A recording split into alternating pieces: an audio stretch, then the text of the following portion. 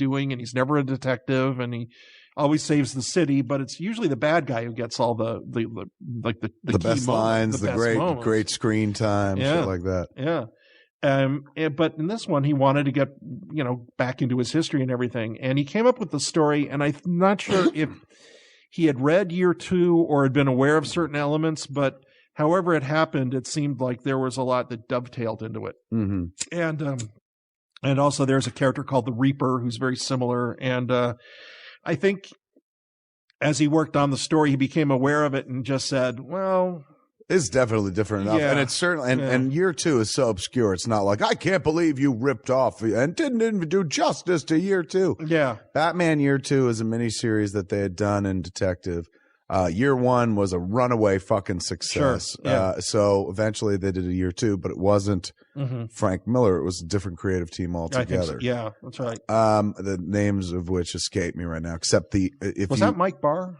I think it was Mike Barr. I think it was, yeah. And it also had early Todd McFarlane. Oh, yeah. Inks or pencils and inks. Klaus Johnson inked that, didn't he? Yes. That, yeah. And Todd McFarlane, I don't think he did all the issues, but he did a few of the issues or some of the interiors. And it's early Todd McFarlane before he does Spider-Man and shit. Right. Gorgeous stuff.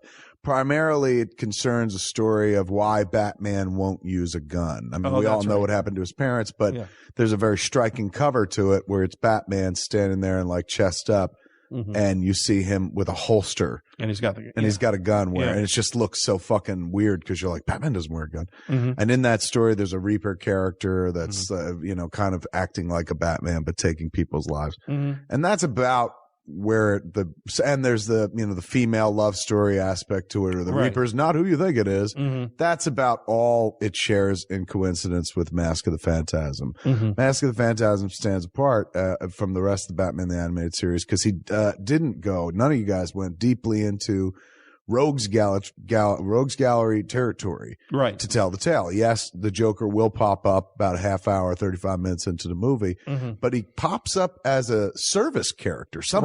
They do something with the Joker in this movie that you could never do with the Joker in any Batman live action movie. Maybe you could have done in Dark Knight Rises if poor Heath Ledger hadn't died and said, hey, I'll come back for a few fucking scenes. But what they do is make him a C or D character, who's only meant to carry a part of the narrative at a certain point, and could have been anybody, but they went with the Joker and tied the origin of the Phantasm character in with the Joker's.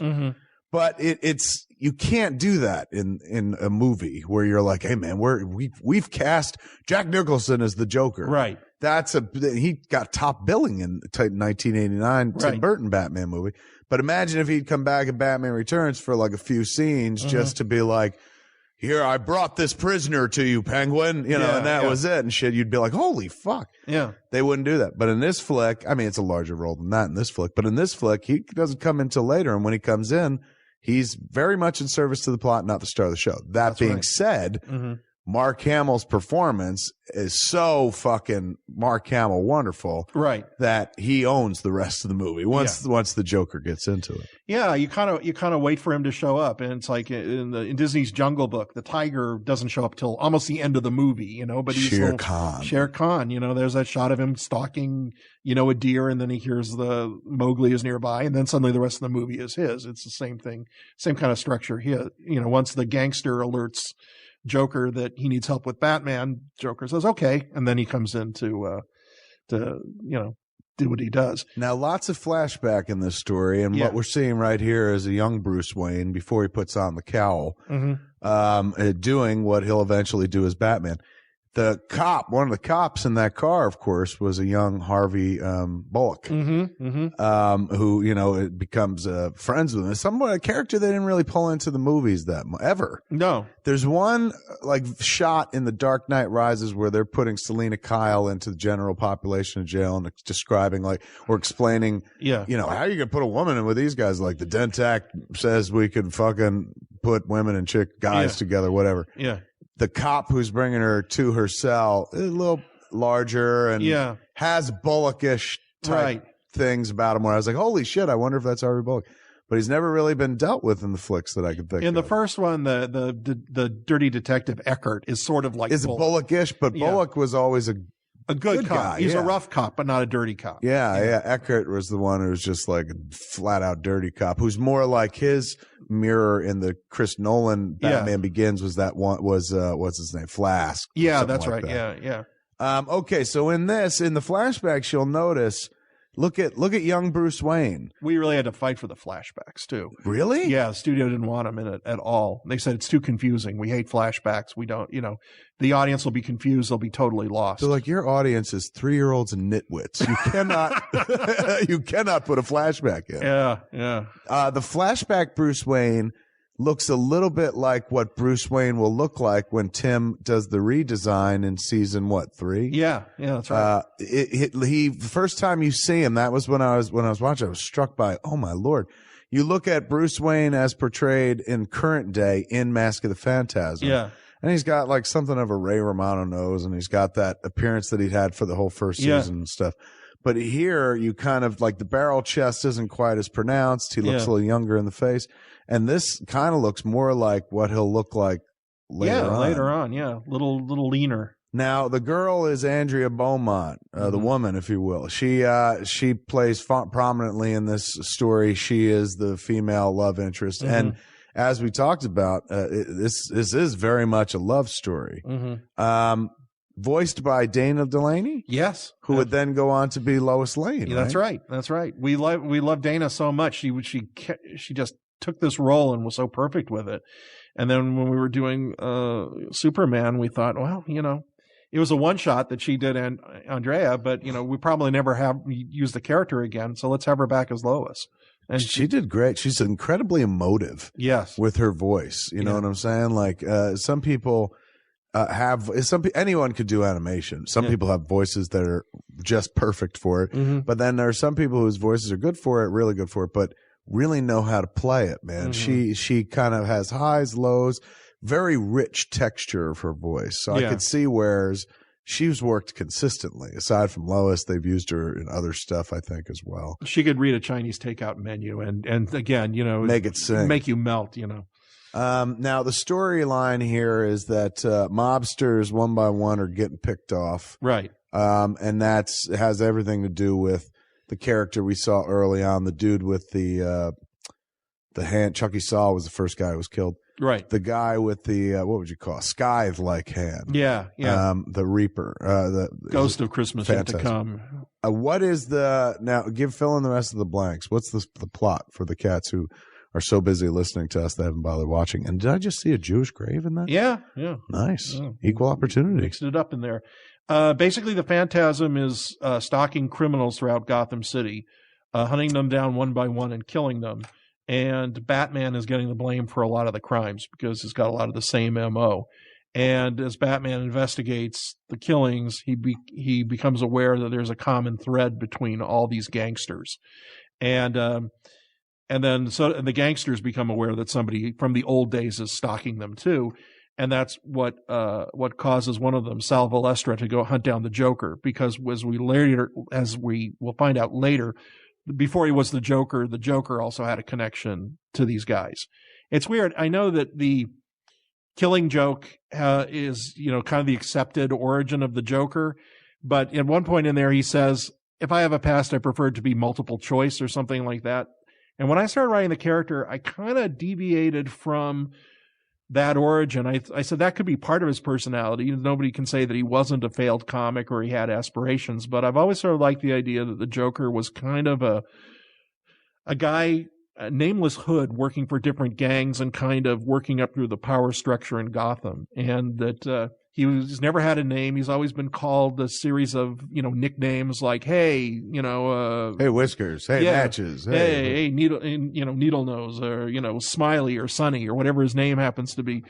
And I've even gone back to that in some stories that I've written in the comics that sort of put him in when you'll see a certain hoodlum showing up here, which is, later becomes a Joker, spoiler, but it's, this or you wouldn't be watching, but I did some I did a story with Alex Ross, which again is sort of like almost like hearsay from accounts of old gangsters that sort of deal with that old identity of this shady guy in a bowler hat who'd manipulate people in order to sort of increase his power in Gotham City, which I think is where the Joker comes from more than any place, at least in my way of thinking. So now, was it tempting at all where they're like, you guys could do a feature, any feature you want? Yeah.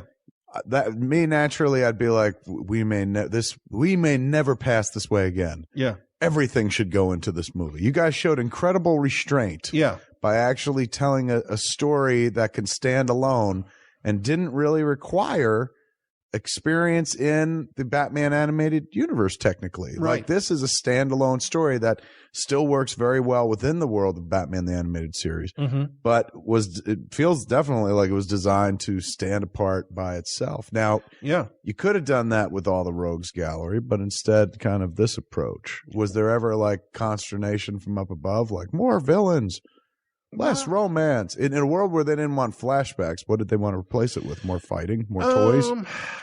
Yeah, I mean, they actually did do some toys that tied in with this, and but there wasn't any real pressure. It was just sort of like, whatever you guys want to do, we're okay with. We don't pretty like the flashbacks.